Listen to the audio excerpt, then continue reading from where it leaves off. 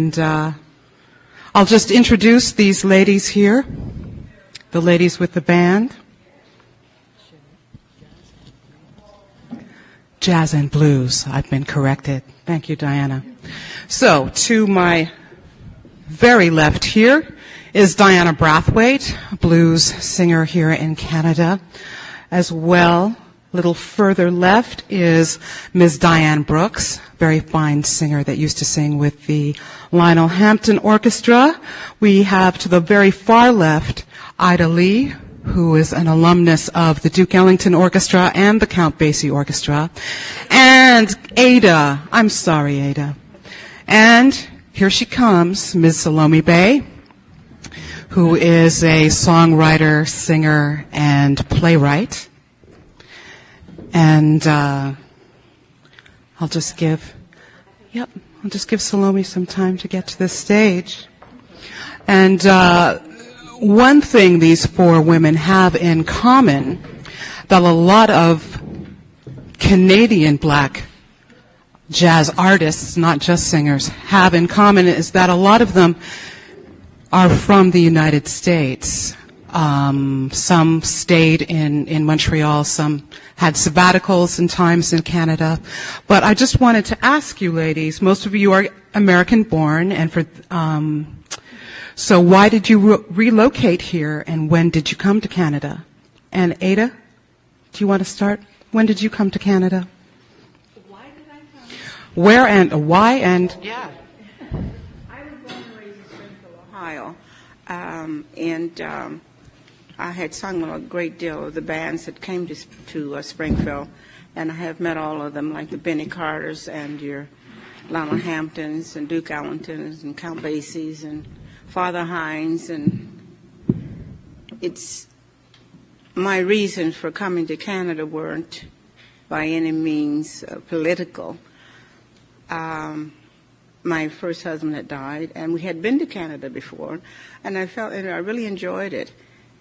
But at the time prior to that, I had been with a manager by the name of Margot Graham, and she introduced me to a few others, and I ended up with George Wein, which we were in the same stable together. And I worked out of Canada, did a lot of CBC work, a lot of commercial. In fact, some of my commercials are still on the air. Name Before the Meat is still going. I don't know why. I received a residual the other day. Surprised me to death. And I've done a lot of commercials here, and I've sung with a lot of the bands here.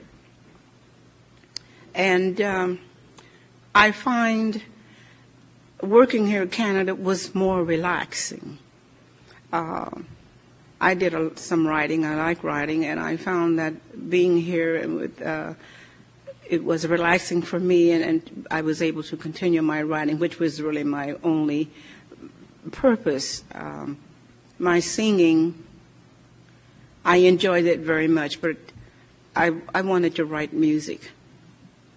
And so I stayed, and I met a lot of wonderful musicians. But at the time that I was here, as far as jazz vocalists were concerned, there was very few. I can remember, Phyllis Marshall, which I don't think we would necessarily say that she was a jazz artist. As far as being black, then we had there was myself, and then Jody Drake, maybe? There was in the time that I was coming here. And that's when I met Diane, Toby Lark, and, of course, Salome Bay and I have known each other for a few years, 10. Because we were under the same management. It's called PAMA and George Wein in New York City. And that's how I got in touch with all the other great musicians, and very proudly, very happy to have said I've sung with some of the greatest, and I've enjoyed it. So, Diane, when did you come to Canada? 1962. And I hail from New Jersey. Okay. I was here with a band from New Jersey for the same reasons Ada liked it. I liked it also. And found it very relaxing to work here. Billy O'Connor had an agency. He picked me up, and I started working out of the Billy O'Connor office. And I did some TV shows, Tommy Ambrose and people like that. I don't know if anybody's familiar with them. Then I started working with the Boss Brass. And after that, I did a small tour with Basie from Frisco to the Esquire Show Bar in Montreal. Most of my career has been in studios and television in Canada. I've enjoyed it, and I've had a wonderful time. It's just that doesn't seem to be happening anymore, and I miss it. I really do. And Salome, can you tell us when you came to? In the early 60s, I came up because the Town Tavern, I think that's what it was called, right? George Wein booked. I was singing with my sister and brother, Andy and the Bay Sisters. So I don't know if people know of Andy Bay, but that was one of the group.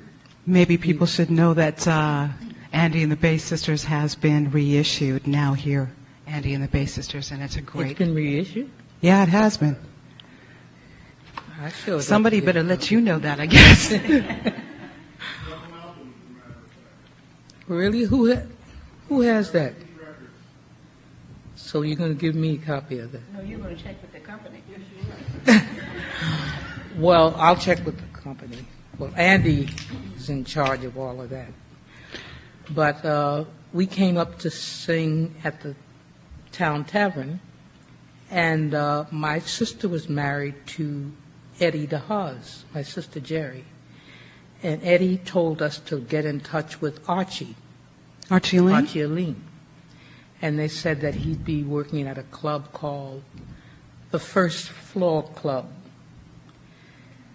And I didn't mind going to the club, but I wasn't going to pay.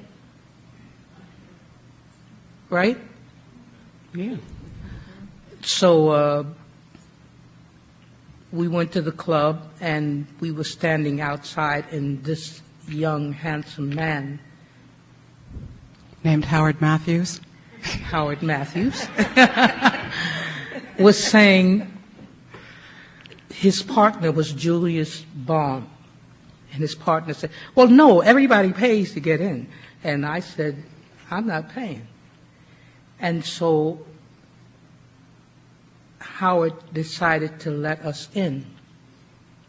And I sat down on this bench, and Howard sat down at the end of the bench, and he said, you're the most beautiful black woman I've ever seen.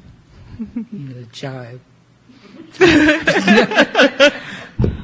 And our sister, one of our older sisters, was traveling with us. She said, I think he's a very nice man. You know, my sister Sadie. Which you recorded on that album now here, Yes. Andy and the Bay Sisters, right? Horace Silver. Right. Sister Sadie was a mean chick. Yeah. And she said, well, I think he was right. I think he's totally right in saying you're very beautiful. I said, I'm not saying that I'm not very beautiful, but I still think he's a jive time nerd. And Diana, are you of American ancestry? My descendants. Your descendants. I was born here. I was born in Toronto, and when I say descendants, it's 4 generations, Underground Railroad from the South came here. So sometimes I'm always saying to people that sometimes I wish they had stayed in the South because of the weather and everything like that. But yeah, that's how my family arrived here in Toronto. So how did you start in music in Canada? Music? Well, I started singing and playing piano from a very young age. I was 4 years old and came from a musical family. My brother was a jazz pianist. Thank you. My brother was a jazz pianist, and my sister played piano. My parents were both encouraged a lot of music in the home, and once they seen that I had an interest in music, and they right away got me into piano lessons, and from there it just progressed. I was doing, in high school, I was doing singer-songwriter material and writing my own, and after that I joined with a band. After that I went back to singer-songwriter, and then presently I've released a CD and work independently. I work with a band or I do solo work as well. Right. So I'd like to, well, we already talked about the difference of why you came to Canada. I wanted to ask you about, many of you have performed music other than jazz. Well, Diana is a blues musician, but a lot of singers get their start doing rhythm and blues, and then they go into jazz. And so I wanted to talk to you, I wanted you to comment on the skills that jazz gives you in terms of the types of music you can play and what your experience is with. Are you specifically a jazz artist, or do you branch out into other things? Diane, do you want to? I started in church. Mm-hmm. Of course, I think we all did. I think it's kind of backwards. I grew into it. I started in church. I started singing rhythm and blues with different people, and it seemed the older I got, the more this music started to appeal to me. I don't really call myself a jazz singer. I don't bebop and Scooby-Doo because it's not what I do. But I love all the old ballads and things, and I just love singing them. So do you think of yourself as a singer? Do you think of yourself? Maybe more a stylist, because I do several styles. Right. You know, I think I'd prefer that, because I call Ella a jazz singer. Yeah. I leave that alone. What do you have to say about it? Well, I didn't start in church. I was studying to be, I wanted to be an opera singer. But being one of 13 is very costly, you know. 13 children? 13 children, 8 boys and 5 girls, and we fought our way to the heights, you know. But in music, most of my family is involved, musically inclined, particularly like my brother, Johnny Lightow, he passed away a few years ago, was a great vibe player. There was every instrument that was being played in my family. I have sung with the Oshawa Symphony, the Peterborough Symphony, the Shreveport, the Nashville, the Boston Pops. And I sang, as I said, and with Count Basie, whom I dearly loved. I enjoyed that more so than singing with Duke Ellington. I enjoyed singing with Louis and Lionel Hampton because they were just a little bit more seemingly down to earth, people that you could talk to. I never forget when I appeared with Duke Ellington at the Apollo Theater, and there was Bunny Briggs, Mums Mabley, myself, the Brandon Singers, and the show was, according to Duke Ellington, was a little too long, and he decided that it should be cut short. So who did he pick on? Me. I'm a newcomer to showbiz, and I did not know all the showbiz antics, and so he cut. I had 5 songs, and he took 2 of them. And he called me, he says, "Little lady, darling, I'm afraid I'm going to have to take some songs from you. Well, I'm so eager to sing with Duke Ellington, and he could have taken all of them, But he took 2 songs from me. And then the next show went down, and he wanted to take 1 more. So then I said, Mr. Ellington, I said, then my whole show will be gone, and you have taken all my music, And so he said, oh, but you have such beautiful songs. It was Take Me Along and Climb Every Mountain, all these, And I said, but it still doesn't give me a chance to sing. Thank God for Cat Anderson. Cat says, Ada, said, if you let the governor take your music, you won't have a show. So what he did was he got with Jiggs and himself, and then they took me down to a costume place.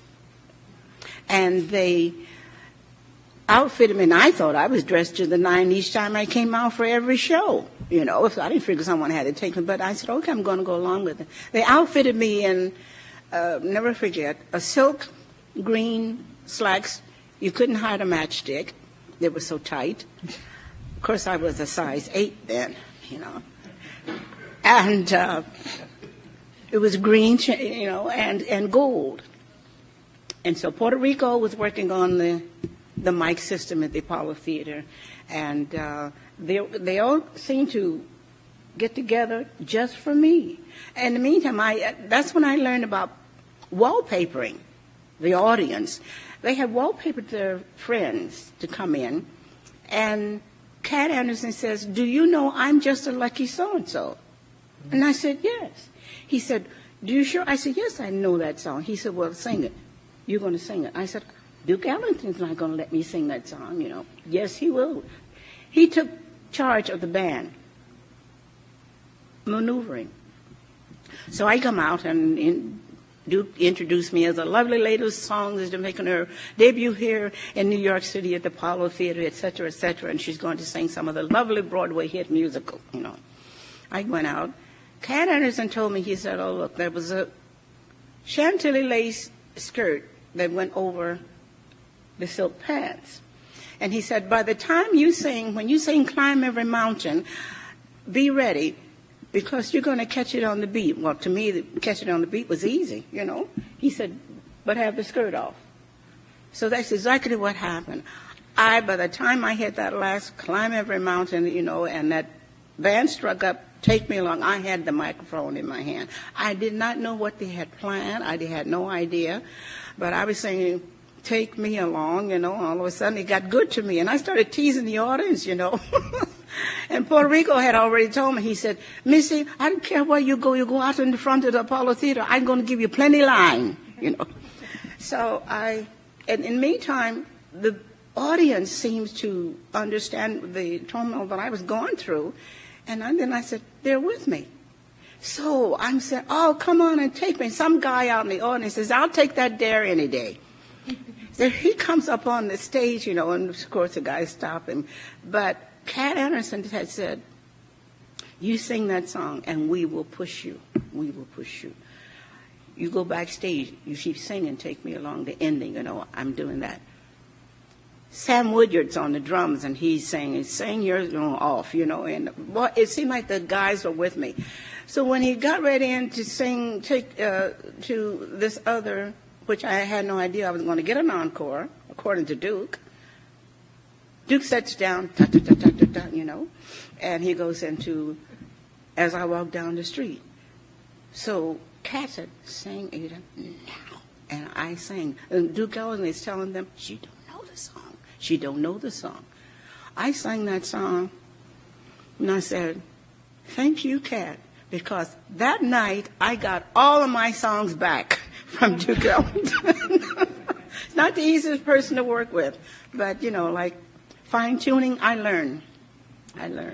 Salome, did you start off in singing rhythm and blues or gospel, or did you head straight into jazz? I always considered myself a singer. I never said a jazz singer, a blues. Whatever I felt like singing, I would do. Take the A train, I'd scat. But the main thing is I started out at the Apollo at 14. One of the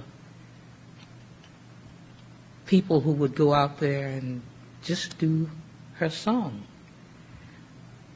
I ended up winning. My father almost hit the ceiling because he couldn't believe that I'd snuck over there to the Apollo. I was brought up Muslim. I never went to church.